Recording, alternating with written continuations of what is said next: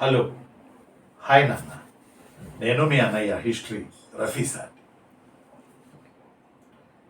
నిజంగా పోటీ పరీక్షలు ప్రిపేర్ అవుతున్నటువంటి ఉద్యోగార్థులు ఈరోజు పడుతున్న బాధలు అంతా ఇంత కాదు.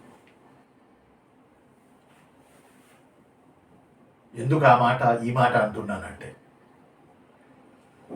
ప్రతి నియామకం అప్పుడు పారదర్శకత లోపిస్తే అది పిల్లల మీద పడి వాళ్ళు ఇబ్బంది పడే అవకాశాలు మెండుగా వస్తున్నాయి. ఎంతో ఆశతో, ఎంతో మనసు పెట్టుకొని ఎట్లయినా గవర్నమెంట్ జాబ్ కొట్టాలని ఒక దృఢ సంకల్పంతో హైదరాబాదు, విశాఖపట్నము, గుంటూరు ఎక్కడైతే అక్కడికి వెళ్ళి బట్టలు సర్దుకొని వెళ్ళిపోతారు. వేల పేజీలు చదువుతారు జాబ్ కొరకు, కానీ అలిసిపోరు. వేల పేజీలు చదువుతారు, సిలబస్ ఎంత ఉన్నా కానీ కొండను పిండి చేస్తారు. ఒక మాట చెప్పాలంటే ఆరోగ్యం గురించి లెక్క చేయరు, వాళ్ళ బాధల గురించి లెక్క చేయరు. తింటే తింటారు, లేకపోతే లేదు. పుస్తకాలు మాత్రం కొనుక్కొని వాటిలో ఎక్కడ కొత్త పాయింట్ దొరికిద్దా, కొత్త బిట్టు దొరికిద్దా అని ఆలోచిస్తూ పాపం చదువుతూ ఉంటారు. ఎంత బరువైనా మోయడానికి చూస్తారు. అది ఇంటికి ఫోన్ చేసి కష్టంగా ఉంది, నేను చదవలేకపోతున్నాను అని ఏ రోజు తల్లిదండ్రులకి పిల్లలు చెప్పారు. ఫర్ ఎగ్జాంపుల్, పోటీ పరీక్షలకు ప్రిపేర్ అవ్వాలి, ఒక పెద్ద గవర్నమెంట్ జాబ్ సాధించాలి అనే బలమైన కోరికను పెట్టుకొని ప్రిపరేషన్ ప్రారంభిస్తారు. ఎంత పెద్ద సిలబస్ అయినా కొండలు పిండి చేయడానికి సిద్ధమవుతారు తప్పించి అస్సలు వెనకడుగు వేయరు. కొన్ని వందల వేల పేజీలు చదువుతారు తప్ప అస్సలు అలసిపోరు. ఫలానా అతను లేదా ఆమె జాబు కొట్టారు అని తెలిస్తే ఇంకా పట్టు బిగించి చదువుతారే తప్ప బాధపడరు. ఈర్ష్య చెందరు. ఆరోగ్యం గురించి పట్టించుకోరు. సమయానికి అన్నం తినరు. రోజుకి 10 సార్లు తమ దగ్గర ఉన్న కొద్ది మొత్తం డబ్బులు 10 సార్లు లెక్కేసుకుంటారు రూమ్లో కూర్చొని. ఎందుకంటే ఇవి అయిపోతే ఈ నెల ఎలా గడపాలి? మధ్యలో తల్లిదండ్రులను అడగాలంటే ఎంతో మానసిక సంఘర్షణ ఉండాలి, అప్పుడే అడగలేరు. చాలా పెయిన్ఫుల్ సిచ్యువేషన్ని నిరుద్యోగులు ఈరోజు అనుభవిస్తూ ఉన్నారు. పోటీ పరీక్షల ప్రిపరేషన్ అంటే మ్యాక్సిమం 90% సంతోషంగా జరగదు. సమస్యల వల్ల పోటీ పరీక్షల ప్రిపరేషన్ మొండి ధైర్యంతో పోటీ పరీక్షల ప్రిపరేషన్ జరుగుతుంది తప్ప సంతోషంగా పోటీ పరీక్షలు ప్రిపేర్ అయ్యే వాళ్ళు ఎక్కడా ప్రపంచంలో ఉండరు. ఎందుకంటే మన సిచ్యువేషన్లో అలాంటివి. 10వ తరగతి పాస్ అయితే చాలు, ఇక గవర్నమెంట్ ఉద్యోగం ఎప్పుడు వచ్చింది, కొడక గవర్నమెంట్ ఉద్యోగం వచ్చిందా, బిడ్డ గవర్నమెంట్ ఉద్యోగం సాధించావా అని చెప్పి పిల్లల్ని పెద్దోళ్ళు కనపడ్డ చోటల్లా పీక్కు తింటారు. మాట చెప్పాలంటే తెలియకుండానే ఒక చట్రంలోకి నెట్టి పడేస్తారు. పాపం చాలామంది తండ్రులకి తెలియని విషయం ఏంటంటే, పోటీ పరీక్షల మీద వాళ్ళకు అభిప్రాయం ఉండదు. చాలామందికి ఉండదు, ఏదో కొద్దిమంది తండ్రులకు తప్పించి. వాళ్ళేమనుకుంటారంటే, బిడ్డలకు ఉద్యోగం వచ్చింది, హైదరాబాద్ వెళ్ళాడు, లేకపోతే విశాఖపట్నం వెళ్ళాడు, గుంటూరు వెళ్ళాడు, కోచింగ్కి వెళ్ళాడు, ఉద్యోగంతో వస్తాడు అని చెప్పి చాలా పాపం గొప్పలు చెప్పుకుంటూ ఊళ్ళో కనపడ్డ వాళ్ళకెల్లా మన ఫాదర్లు, మన మదర్లు చెప్పుకుంటూ తిరుగుతూ ఉంటారు. వాళ్ళకి అదొక ఆనందం, నా బిడ్డ ఉద్యోగంతో వస్తాడు, గవర్నమెంట్ జాబ్తో వస్తాడు అని. కానీ తన బిడ్డ ఎంత ఘర్షణ పడుతున్నాడో అది మాలా పాఠాలు చెప్పే వాళ్ళకి ఇంకా బాగా తెలుస్తుంది. ఓ మాట చెప్పాలి, నేను కూడా 2 యూత్లో ఉన్న బిడ్డలకి తండ్రినే కాబట్టి ఇలా కంటిన్యూటీ కొనసాగుతూ ఉంటుంది. ఎప్పుడన్నా పండక్కో పబ్బానికో ఇంటికి రా బిడ్డ, పండక్కరా, లేకపోతే ఏ పెళ్ళికో పండక్కో సావుకో ఇంటికి రా అని అంటే మాత్రం రారు. ఎందుకు రారంటే వచ్చిన కాడ నుంచి సొసైటీ పీక్కు తింటుంది. అమ్మాయి అయితేనేమో, అమ్మ పెళ్లి చేసుకోవా, రాజ్యాలు వెళ్ళాలా, ఊళ్ళో వెళ్ళాలా, ఇక జాలే అమ్మ పెళ్లి చేసుకో అని సూదుల్లా పొడుస్తారు. ఆ మాటలు ఒక లక్ష్యం కొరకు పరిగెడుతున్న మన పిల్లల్లో, మన స్టూడెంట్లలో, మన ఉద్యోగార్థుల్లో సూదుల్లా గుచ్చుకుంటాయి ఆ మాటలు. అబ్బాయి అయితే ఉద్యోగం ఎప్పుడు వచ్చిందిరా అని, అమ్మాయి అయితే ఉద్యోగం అంటున్నావు పెళ్లి చేసుకో అని రకరకాల నిందలు సమాజం వేస్తుంది. సమాజానికి భయపడి అసలు పిల్లలు హైదరాబాద్ వెళ్ళినా, విశాఖపట్నం వెళ్ళినా ఊరు మాత్రం రారు. కడుపు కాల్చుకొని సగం అన్నం తినేనే ఉంటారు కానీ, 5 రూపాయల భోజనం తినేనే ఉంటారు కానీ పాపం ఊళ్ళకి రారు. తమ సొంత ఊళ్ళు, చిన్నప్పుడు తిరిగిన ఊళ్ళు, చిన్నప్పుడు ఆడుకున్న ఊళ్ళు, చిన్నప్పుడు తిరుగాడిన ఊళ్ళు ఉండాలని ఎవరికి అనిపించదు. తిరగాలని ఎవరికి అనిపించదు. సొంత ఊళ్ళో అందరినీ మామ, బాబాయ్, అత్త, మరదలు అని వరసలు పెట్టి పిలిచి సంతోషపడాలని ఎవరికి అనిపించదు. కానీ పాపం ఈ నిరుద్యోగులు మాత్రం రారు. సొంత ఊరికే కొత్త వాళ్ళు అయిపోతారు. ఈ పోటీ పరీక్షల ప్రిపరేషన్లోకి వచ్చేటప్పటికి ఇంటికి వెళ్తే ఒకటే భజన. అందువల్ల మరో రకం తల్లిదండ్రులు ఉంటారు. వాళ్ళు ఏం చేస్తారు, వాళ్ళకి తెలుసు, వాళ్ళకి అన్నీ తెలుసు. అన్నీ తెలుసు అంటే కష్టపడాలని తెలుసు, అంత తేలిక కాదు గవర్నమెంట్ జాబ్ రావడం అని తెలుసు, క్రిస్టల్ క్లియర్గా తెలుసు. కానీ ఎప్పుడన్నా 4 రోజుల్లో, ఒక నెల రోజుల్లో ఉండేద్దామని అమ్మాయి వచ్చినా, అబ్బాయి వచ్చినా కరెక్ట్గా లంచ్ చేసే టైంలో, భోజనం చేసే టేబుల్ మీద భజన మొదలు పెడతారు. ఇక 2 ముద్దలు నోట్లో వేసుకున్నాడు లేదో పాపం బిడ్డ ఇక మొదలు పెడతారు. చూడు ఫలానా వాళ్ళకి అది వచ్చింది, ఫలానా వాళ్ళకి ఇది వచ్చింది, ఫలానా వాళ్ళ ప్రాణం తీస్తారు. అందువల్ల సొంత ఇంట్లోనే తిండి తినడానికి కూడా భయపడేటటువంటి సిచ్యువేషన్ నిరుద్యోగులకు ఉంటుంది. అన్ని చోట్ల కాదు, కొన్ని చోట్ల ఇలాంటి పొజిషన్లు, ఇలాంటి పరిస్థితులు కూడా ఉన్నాయి. ఎంత పెయిన్ఫుల్ సిచ్యువేషన్ నిరుద్యోగులకు సంబంధించి. అసలు ఎందుకు ఇంత నిరుద్యోగిత, అసలు ఏం జరుగుతుంది? ఎప్పుడో బ్రిటిష్ వాడికి ముందు మనం ఏం చేసేవాళ్ళం అంటే వారసత్వంగా వచ్చే వృత్తులు కొనసాగించుకుంటూ వెళ్ళేవాళ్ళం. ఫలానా వ్యక్తి ఆ రోజుల్లో సెటిల్ అయ్యాడు అని అంటే అర్థం ఏంటంటే అతను తన తండ్రి వృత్తిని నేర్చుకున్నాడు, పని చేసుకుంటున్నాడు, పిల్లనివ్వచ్చు, లేకపోతే పెళ్లి చేయవచ్చు అనేది అట్లా ఉండింది.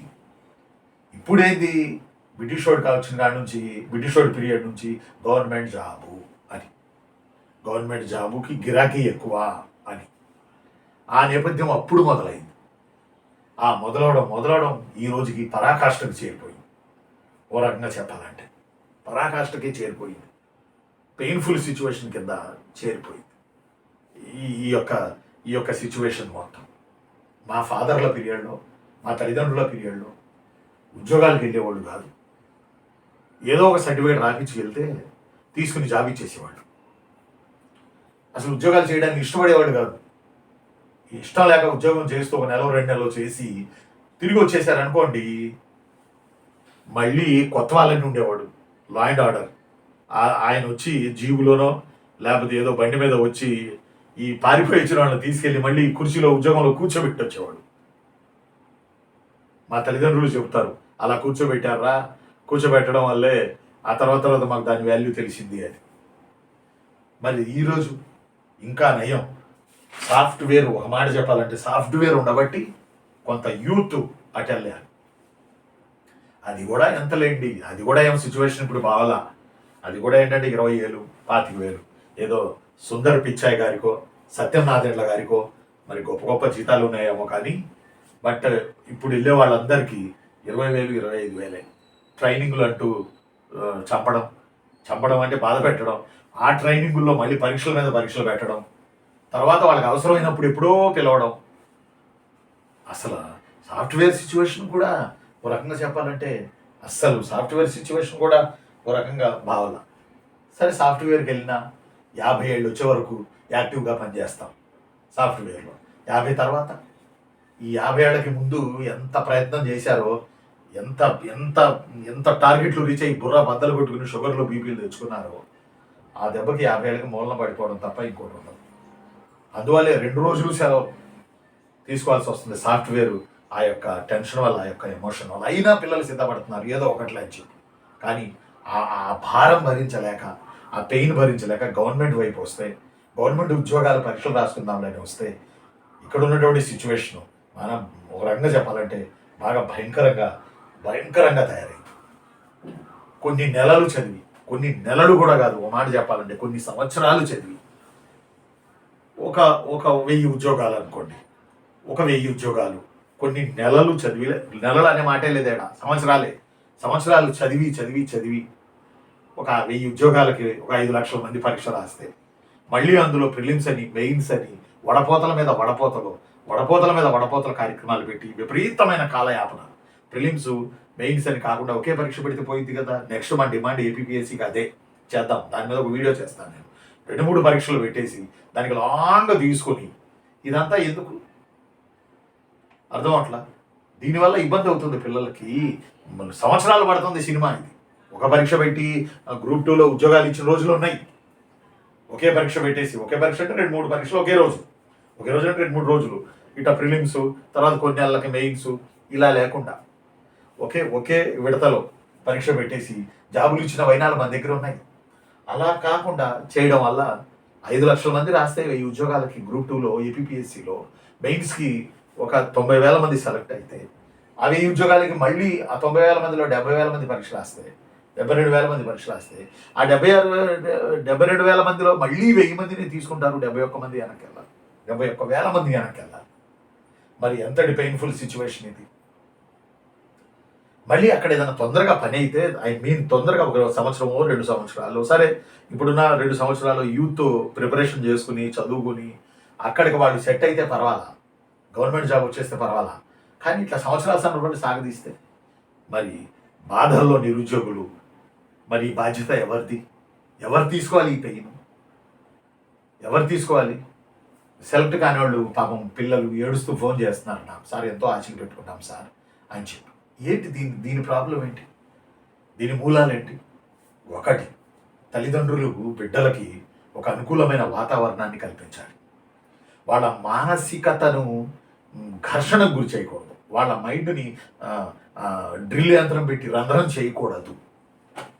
పిల్లలకి బిడ్డ నువ్వు ప్రయత్నం చేయి, వస్తే వస్తుంది, లేకపోతే తర్వాత చూసుకుందాం, నువ్వు టెన్షన్ తీసుకో అని బిడ్డలకి మానసిక ధైర్యం ఇవ్వగలగాలి తల్లిదండ్రులు. ఇచ్చినప్పుడు టెన్స్ తీసుకోకుండా వాళ్ళు చక్కగా ప్రిపేర్ అవ్వడానికి అవకాశం ఉంటుంది. ఇక రెండోది నేను గమనించిన అంశం ఏంటంటే, కోచింగ్ సెంటర్లు కోచింగ్ ఇస్తామని చెప్పి డబ్బులు తీసుకొని, అవి కూడా లక్షల్లో డబ్బులు తీసుకొని నాసిరకం కోచింగ్ ఇస్తూ టైం వేస్ట్ చేస్తూ సరిగ్గా పాఠాలు చెప్పక డబ్బులు తీసుకొని పిల్లల యొక్క భవిష్యత్తుని ఫణంగా పెట్టడం. ఈరోజు ఎక్కువ కోచింగ్ సెంటర్లు ఆన్లైన్ కానీ ఆఫ్లైన్ తగ్గినాయి, ఆన్లైన్ కానీ విపరీతంగా ఉంది పరిస్థితి. డబ్బులు తీసుకుని పిల్లలకి పాఠాలు చెప్పకపోవడం మహాపాపం. ఎటు చూడండి ఎట్లా చదువుతున్నాం పాఠాలు, మహాపాపం. డబ్బులు తీసుకుని పాఠాలు చెప్పకపోతే పిల్లలకి దీనివల్ల ఏమైందో తెలుసురా? పిల్లలకి పాపం బిడ్డలకి ఆ రిక్రూట్మెంట్ పోద్ది. అసలు ఏది మంచి కోచింగ్ సెంటర్ అని తెలుసుకోవడమే పెద్ద టాస్క్. అసలు అది ఏది అనేది పెద్ద తమాషా. ఆన్లైన్ కోచింగ్ సెంటర్లు వచ్చిన తర్వాత ఇంకా బీభత్సం, భయానకం. 100 రూపాయలకి ఇస్తాం, 200కి ఇస్తాం, రూపాయికే వీడియోలు క్లాసులు ఇస్తాం. ఎలా? దాంట్లో మెరిట్ ఉండొద్దు, దాంట్లో ఏమంటారు దాంట్లో స్టాండర్డ్స్ ఉండొద్దు. కోచింగ్ సెంటర్లు కూడా పిల్లలు వెనక్కి వెళ్ళకపోవడానికి ఒక కారణం. రెండో కారణం, ఓ మాట చెప్పాలంటే పాఠాలు చెప్పరు, వివరంగా చెప్పరు, తవరంగా చెప్పరు, ఎలా పడితే అలా దులిపేస్తారు. ఇంకా ఈ మధ్యలో బయలుదేరిన ఒక దరిద్రం ఏంటంటే అంతా పీడిఎఫ్లో వేసుకోవడం, ఆ కంప్యూటర్లో పెట్టడం, తెచ్చి బోర్డు మీద ప్రొజెక్టర్ వేయడం, ఇక దాన్ని ఒక బెత్తం తీసుకుని చదువుతూ వెళ్ళడం, కాపీ అండ్ పేస్ట్ చేసుకోవడం, తేవడం, స్క్రీన్ మీద వేయడం, పైపెచ్చాం ప్రొజెక్టర్ ద్వారా పాఠాలు, తొక్క ద్వారా పాఠాలు, వాటి ద్వారా పాఠాలని బిల్డప్ చేయడం. అసలు ఎక్స్ప్లెనేషన్ ఏది?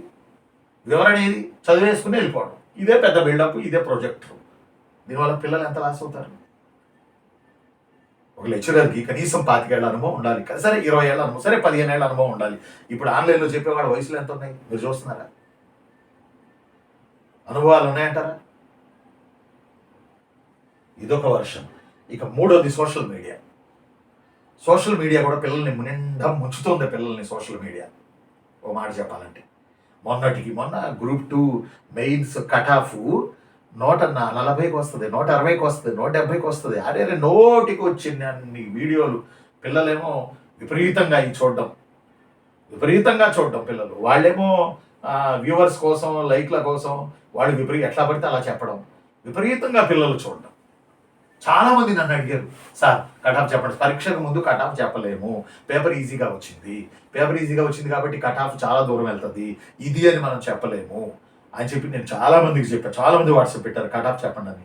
నేను చెప్పలేను, ఎందుకంటే పేపర్లు ఈజీగా ఉన్నాయి. కాబట్టి మన కట్ ఆఫ్ ఇంత అని మనం చెప్పలేము, కట్ ఆఫ్ పెరిగిద్ది అని చెప్పి. కానీ ఈ చెప్పడం వల్ల 160కే వస్తుంది, 180 అసలు 200కి బిలో ఏడా లేదు. ఓ మాట చెప్పాలంటే రవి, కాదా రవి, 200కి బిలో ఎక్కడా లేదు.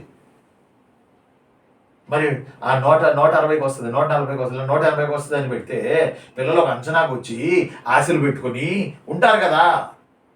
ఇప్పుడు ఆ పిల్లల్ని ఏడిపించారు కదా, ఇప్పుడు ఆ పిల్లలు ఏడుస్తున్నారు కదా, బాధపడుతున్నారు కదా. మరి ఈ పిల్లల్ని ఎవరు ఉదాహరించాలి? కొంచెం ఆలోచన చేయాలి కదా. పిల్లలు వెనక నిలబడాలి, పిల్లల కోసం నిలబడాలి, అంతేగాని పిల్లల్ని కన్ఫ్యూజ్ చేయకూడదుగా. 4వది ప్రభుత్వాలు ఏం చేస్తున్నాయి? పిల్లల్ని లాస్ట్ ఎలక్షన్ అప్పుడు కక్కుర్తిలో కమండలం లాగా నోటిఫికేషన్ ఇవ్వడం, హడావుడి చేయడం, పరిగెత్తించడం. పరీక్షకి ముందు ప్రభుత్వాలు పిల్లల్ని కన్ఫ్యూజ్ చేయడం, పరీక్షకు ముందు పిల్లల్ని కన్ఫ్యూజ్ చేయడం, అందులో ఒక రోస్టర్ పాయింట్లకి క్లారిటీ లేకపోవడం, ఇలా వ్యవస్థలు ఒకటి చెప్పడం, ప్రభుత్వాలు ఒకటి చెప్పడం, పిల్లలు కన్ఫ్యూజ్ అవ్వడం, ఇదంతా పాపము. పిల్లల్ని అనకూడదు, పిల్లల చుట్టూ అల్లుకొని ఉన్నటువంటి అనేక అంశాలు పిల్లల్ని ఇబ్బంది పెడతాయి. సరే, జాబ్ రాలేదు, ప్లాన్ బికి వెళ్దామంటే మరి సౌకర్యాలు ఉన్నాయా, డబ్బులు ఉన్నాయా, వస్తువులు ఉన్నాయా పాపం పిల్లలకి? అందువల్ల ఏం చేయాలి? ప్రభుత్వాలు నిరుద్యోగ భృతి ఇవ్వాలి. పెద్దవి పెట్టుకుంటారు మేనిఫెస్టోలో, నేను వస్తే నిరుద్యోగ భృతి ఇస్తాం, నెలకు 3000 ఇస్తాం, 4000 ఇస్తాం. టీఎస్ ప్రభుత్వమైనా, ఏపీ ప్రభుత్వమైనా, ఏ ప్రభుత్వాలైనా ఒక సర్టెన్ పీరియడ్ పెట్టుకుని జాబ్ రాకపోతే అప్పటి వరకు నిరుద్యోగ భృతి ఇవ్వాలి కదా. ఆకర్షణీయమైన పథకాలు, ఓట్ల కొరకు, కులం పేరిట, వర్గాల పేరిట రకరకాలుగా ఆకర్షణీయమైన పథకాలు మీరు ప్రకటించుకొని ఇచ్చుకొని ఫోటోలకు ఫోజులు ఇచ్చుకుంటా వాళ్ళ ఇళ్ళకి వెళ్ళి తింటా, ఇవన్నీ మీరు చేస్తున్నప్పుడు మరి నిరుద్యోగుల మనుషులు కాదా? మరి వాళ్ళు మీకు గెలిపించడంలో కీలక పాత్ర పోషించలేదా? మరి వాళ్ళకి మీరు నిరుద్యోగ భృతి అనేది ఒక పథకమే కదా, మరి ఇవ్వచ్చు కదా. మరి ఎందుకు ఇవ్వరు? అలా వదిలేస్తే ఎట్లా పిల్లల్ని? అందువల్ల దయచేసి పెద్ద సార్లు పిల్లల్ని పట్టించుకోండి, నిరుద్యోగ భృతి ఇవ్వండి ప్లీజ్. ఆ నియామకాల్లో పారదర్శకతను పెట్టండి, పారదర్శకతను చూపించండి. టీఎస్ ప్రభుత్వం పారదర్శకత చూపిస్తూ గ్రూప్ 2లో ర్యాంకులు పెట్టేసింది, గ్రూప్ 2లో మార్కులు పెట్టేసింది. మరి ఏపీపీఎస్ ఎందుకు చేయట్లేదు? చేస్తే అయిపోద్ది కదా. పిల్లలకి ఏ లెవెల్లో ఉన్నారు, ఎక్కడున్నారు అనేది ఒక క్లారిటీ ఉంటుంది కదా పిల్లలకి. మరి ఎట్లా? ఒక్కసారి పెద్దలు ఆలోచించండి, నిరుద్యోగుల్ని నిర్లక్ష్యం చేయకండి ప్లీజ్. వాళ్ళు విలువైన మానవ, ఎకనామిక్స్లో చెప్పినట్టు విలువైన మానవ వనరులు యూత్లో ఉన్నవాళ్ళు, వాళ్ళను పాలనలో ఉపయోగించుకుంటే ఎన్ని అద్భుతాలు సృష్టించవచ్చు. ఒక్కసారి దీన్ని రిక్వెస్ట్గా భావించి ఈ వీడియో చూస్తున్నటువంటి పెద్దలు కొంతైనా నిరుద్యోగులకి, ఎంతైనా నిరుద్యోగులకి ఉపశమనం కలిగిస్తారని ఆశిస్తూ నేను మీ అన్నయ్య హిస్టరీ రఫీ సార్ని థ్యాంక్ యూ వెరీ మచ్.